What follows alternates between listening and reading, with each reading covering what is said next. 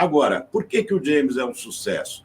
Porque ele tem um critério extremamente absurdo de avaliar a obra, de convencimento, porque é aquela coisa, né? O meu carro é melhor que o do vizinho. É sempre isso. Não, o meu carro é melhor que o do vizinho. A minha casa é mais bonita que o do vizinho e o meu quadro vale 20 bilhões. É sempre assim. Então, você imagina a capacidade do James de passar para a pessoa, olha, meu interesse é vender sua obra. Meu interesse é que ela tenha resultado. Não adianta eu expor, eu pôr num catálogo, se o valor que você pede não tem a mínima chance de venda. Então, ele é expert nisso. E em nenhum momento ele vai desvalorizar a sua obra para ter vantagem em cima. Por isso que ele tem credibilidade. Entendeu? Tem gente que faz isso? Não sei, não conheço. Quem não faz? James Lisboa. Então, ele vai fazer uma avaliação justa, honesta, ele está assinando, é o nome dele que está lá. Então, ele não é maluco de fazer avaliação fora né? Então, eu quero que você pegue esse pessoal que está assistindo a gente, pessoal que vai assistir depois, muita gente vem depois também, falar, pessoal, leilão de arte, mexer com arte, você precisa saber disso, disso. Participe do meu leilão, entre, cadastre. Eu estou colocando na televisão, olha que maravilha, você com o celular na mão, assistindo na televisão, está cadastrado e dá o seu lance. Entendeu? Exatamente. Você vai ter obras de valores acessíveis. Eu estou falando porque eu conheço, eu sei. São valores incrivelmente acessíveis. E tem obras que aí é para investidor, claro. Né? Lógico, investidor de arte, que aí é peso pesado, igual nós mostramos no vídeo. Aí depois eu vou pôr esse vídeo de novo. Ele é muito top.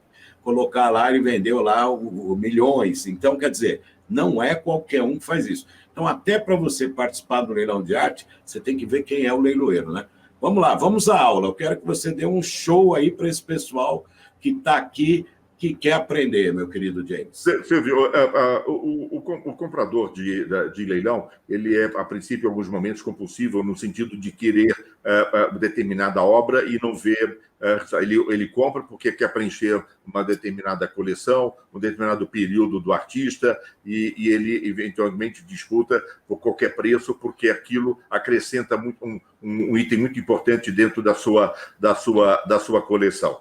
Veja, isso é constante. As pessoas que estão iniciando as coleções, estão estudando aquilo que gostariam de adquirir, o que eu sugiro é sempre visitar o maior número de exposições, de galerias, de museus, fazer uma pesquisa, isso é muito fácil, do autor, ver a trajetória das fases do artistas, porque um artista hoje diferente, um artista plástico, um pintor, ele não faz mercado com menos de 30, 40 anos. Ele precisa ter essa bagagem de, no mínimo, 30 anos de exposições constantes, de participações no mercado, para já ter uma trajetória e já ter o seu preço de mercado. Então, tem algumas fases que são mais procuradas, outras menos. Todas essas coisas são importantes no sentido de pesquisa. O comprar por impulso, no sentido pessoal, isso acontece. O leilão é um jogo emocional muito forte. No último pregão, nós tivemos algumas obras que ultrapassaram muito aquém do seu valor estabelecido como um preço mínimo, porque 2 ou 3 pessoas queriam aquele quadro de qualquer jeito, de qualquer maneira. E um dos motivos, um dos últimos, eu perguntei depois, quando a pessoa veio retirar, mas por que você disputou esse quadro com tanto afinco, com tanta força? Porque essa obra está retratando um local onde eu trabalho.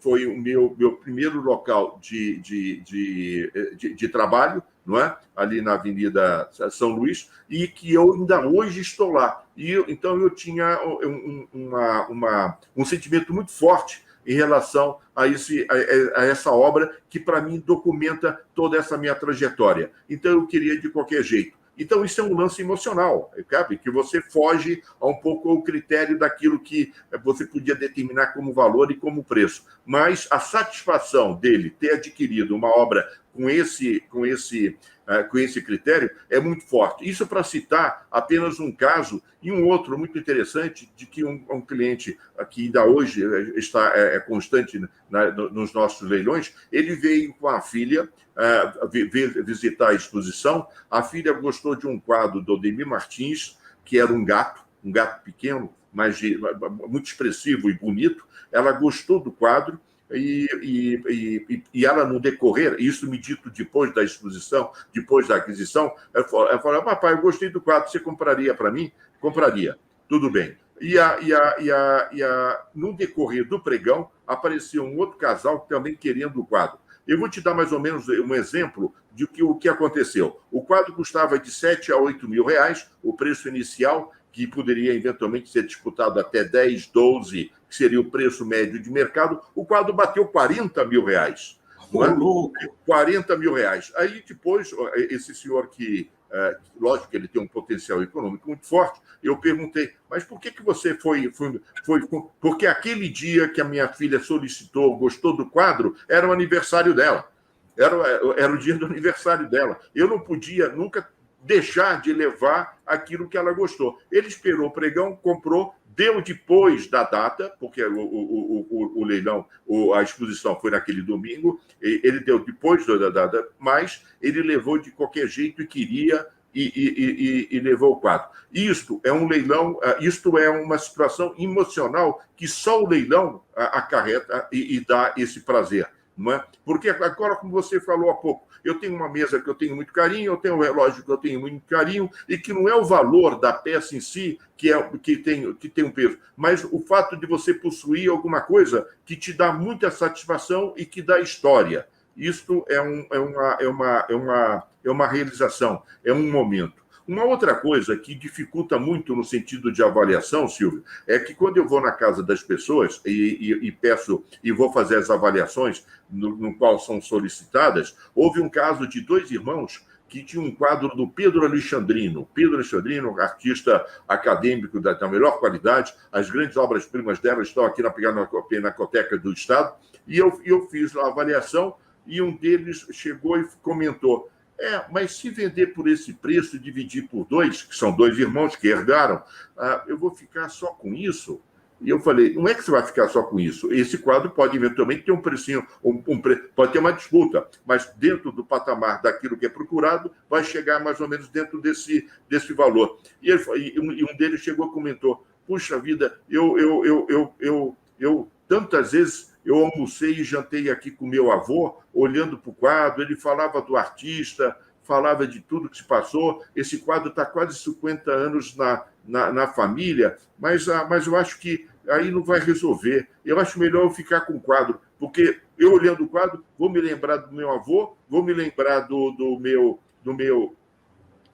dos momentos que eu passei com ele, e talvez a pessoa que comprar não vai levar essa emoção para dentro de casa. Então, todas essas coisas de dividir essa emoção é muito difícil, não é? É muito difícil. E tem casos, como também houve um senhor que tem um patrimônio muito grande no sentido de obras com 3 filhas. Ele resolveu que toda a obra de arte que ele tinha, ele colocou a pregão. Por quê?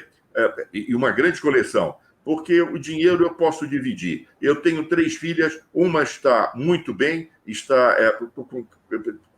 tem condições de ficar com toda a coleção, outra não tanto, mas uma terceira não tem condições de comprar ou de obter nada. E eu não quero criar nenhuma divisão, inimizades com elas, que elas briguem por isso quando eu me for embora. Então, nesse caso, o resultado é o seguinte, eu ponho a pregão. Se alguma delas quiser comprar no pregão, compre, acerta contigo, que depois eu divido o dinheiro. Porque dinheiro eu vou poder dividir, as obras de arte não.